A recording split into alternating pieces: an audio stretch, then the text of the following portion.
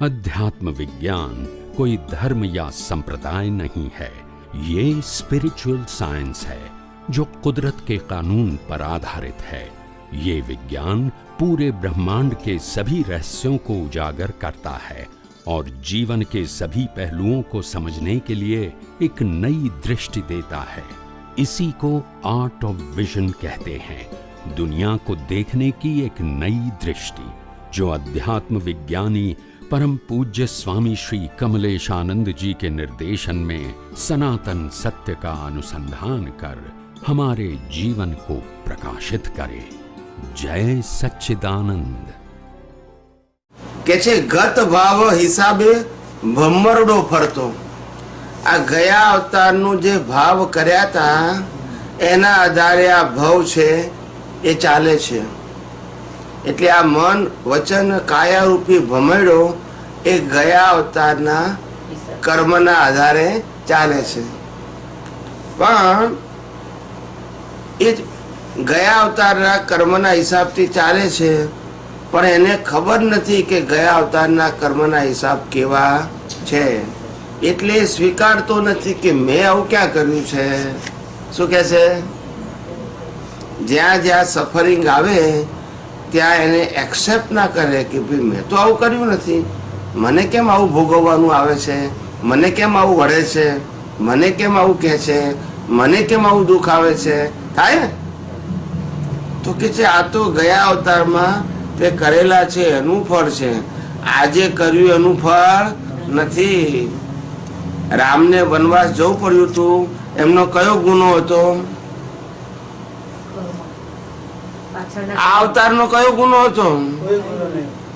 અવતારનો કોઈ ગુનો નહીં, પાછળના અવતાર। હા, પણ આપણને પાછળનો અવતારની વાત સ્વીકાર થતી નથી। હસબન્ડ ને મને આવું કીધું જ કેમ?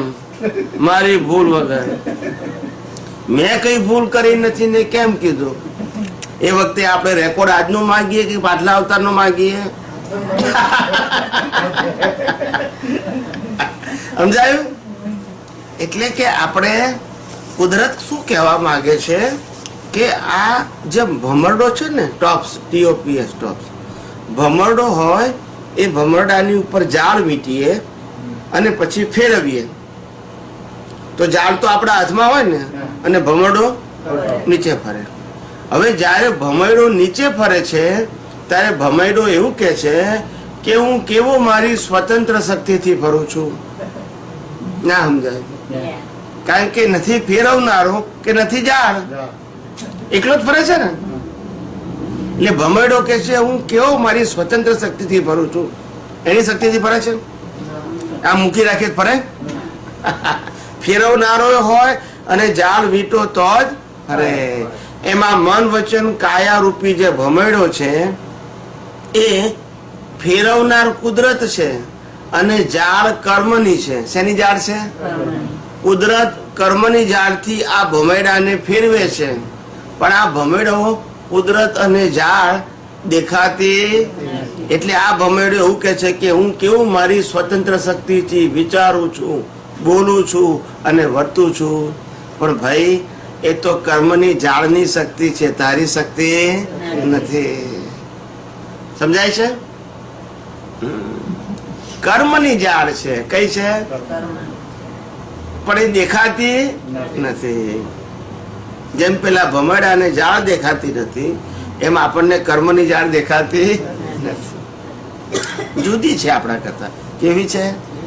હા, ગત ભાવ હિસાબે ભમરડો ફરતા, હિસાબો ગૂંચવીને બેવડા ઉછળતા। કુદરત કહે છે હું તારો હિસાબ ઉકેલવા આવ્યો છું, આપણે એને ગૂંચવી નાખીએ છીએ। શું કરીએ છીએ? ગૂંચવી નાખવું એટલે કે જે સંજોગો આપણી સામે આવે છે, ગમતા કે ના ગમતા, એનો સ્વીકાર ન કરવો, એનું નામ ગૂંચવી નાખે। અને સ્વીકાર્યું તો ઉકેલાઈ ગયો। સમજાયું કે નહીં? ના સ્વીકાર્યું તો જ ગૂંચાયા કહેવાય, સ્વીકાર્યું તો ઉકેલાઈ જાય। રામે કીધું હોય કે ભાઈ હે પિતા દશરથ, તમે વરદાન આપ્યું માતા કૈકેયીને એમાં મને શું કામ મોકલો છો જંગલમાં? બોલતા નથી. મારો શું વાંક એમાં? વાંક ખરો? દશરથે કઈને વરદાન આપ્યું, એમાં રામને શું લેવા દેવા?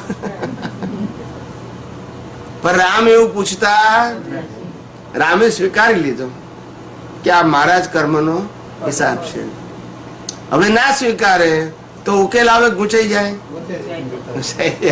એટલે આપણે પણ આપણા જીવનમાં જે સરકમસ્ટાન્સીસ આપણા જીવનમાં પ્રેઝન્ટમાં આવે છે એને સ્વીકારીએ તો ઉકેલ આવી જાય, અને ના સ્વીકારીએ તો ગુંચાઈ જાય. સમજાય છે? આમાં કઈ અઘરું છે કઈ?